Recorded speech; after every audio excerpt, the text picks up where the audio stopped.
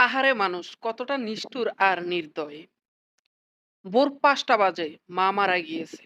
সকাল ১০টা পর্যন্ত ৬০০-৭০০ টাকার জন্য আমি মানুষের ধারে ধারে ঘুরেছি মায়ের দাফন করার জন্য।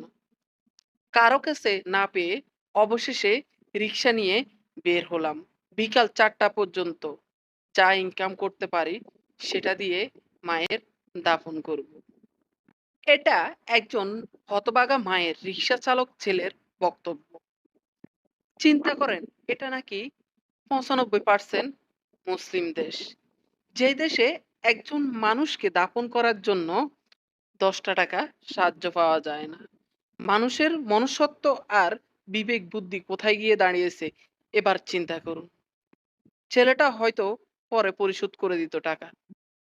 কিন্তু সে রিক্সা চালক বলে কেউ তাকে ভরসা করতে পারে নাই। কারণ তার কাড়ি টাকা নাই, এজন্য তাকে ৬০০-৭০০ টাকার বিশ্বাস করেনি এই দেশের জনগণ।